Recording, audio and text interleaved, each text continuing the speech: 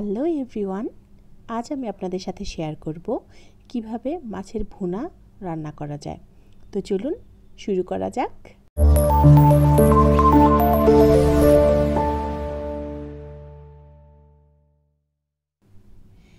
এখানে আমি নিয়ে নিচ্ছি কয়েকটি পেঁয়াজ কুচি, 2টি টমেটো 4 খণ্ড করে কেটে নিয়েছি, 5-6টি কাঁচামরিচ এবং রসুন কুচি, আর নিয়ে নিচ্ছি 2টি তেজপাতা, কয়েকটি দারুচিনি, এলাচ এবং লবঙ্গ।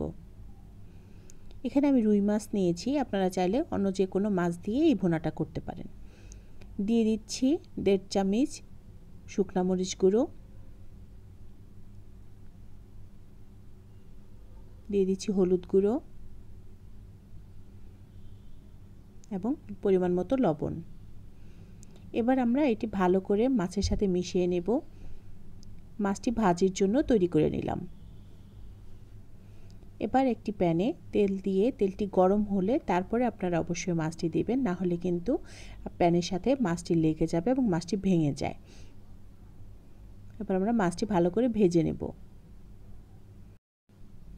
এবার যে পাত্রে মাছ মাখিয়েছিলাম সেই পাত্রে নিয়ে নিচ্ছি 1 টেবিল চামচ হলুদ গুঁড়ো, নিয়ে নিচ্ছি 1 চামচ মরিচ গুঁড়ো এবং 1 চামচ ধনিয়া গুঁড়ো, দিয়ে দিচ্ছি 2 টেবিল চামচ পেঁয়াজ বাটা, 1 চামচ রসুন বাটা, 1 চামচ আদা বাটা, দিয়ে দিচ্ছি আধা চামচ জিরা বাটা এবং পরিমাণ মতো লবণ।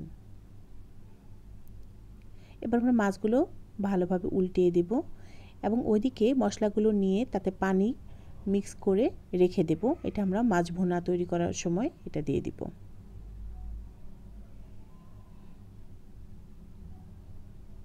মাছগুলো ভালোভাবে ভেজে নিতে হবে।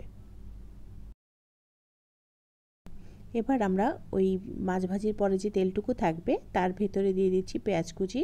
পেঁয়াজ কুচিগুলো ভালোভাবে বাদামি বাদামি করে ভেজে নেব। দিয়ে দিচ্ছি এর ভিতরে তেজপাতা, দারচিনি, লবঙ্গ এবং এলাচ।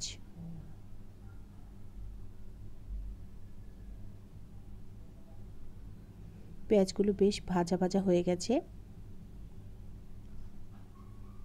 এবার দিয়ে দিচ্ছি রসুন কুচি। আপনারা রসুন কুচিটা পেঁয়াজ একটু ভাজা ভাজা হয়ে আসলে তারপরে দিবেন।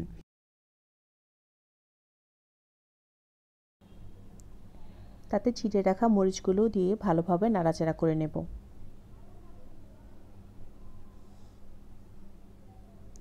এই পর্যায়ে যখন ভাজা ভাজা হয়ে আসবে ভালোভাবে, তখন তাতে দিয়ে দেব গুলে রাখা মশলাগুলো। এবার ভালোভাবে একটু কষিয়ে নেব। দিয়ে দিলাম একটু গরম মশলা। এই পর্যায়ে দিয়ে দিচ্ছি একটু বাদাম বাটা।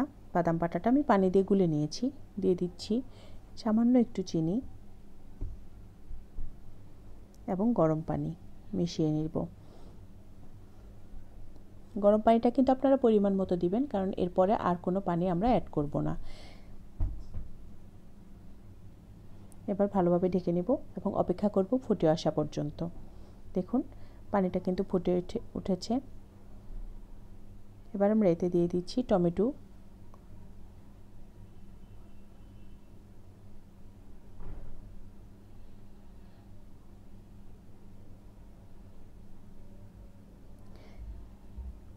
এই পর্যায়ে যখন ভালোভাবে মশলাটা কষে আসবে তারপর আমরা এতে ভেজে রাখা মাছগুলো অ্যাড করে দেব। এবং ভেজে রাখা মাছগুলো দেওয়ার পরে কিন্তু অবশ্যই ঢাকনা দিয়ে ভালোভাবে ঢেকে দিতে হবে, না হলে মাছগুলো শক্ত শক্ত থেকে যাবে। ব্যাস তৈরি হয়ে গেল মজাদার মাছের ভুনা। তো ভিউয়ার্স, আপনারা অবশ্যই বাসায় এভাবে ট্রাই করবেন এবং আমাকে কমেন্ট বক্সে অবশ্যই জানাবেন আপনাদের খেতে কেমন লাগলো। তো ধন্যবাদ।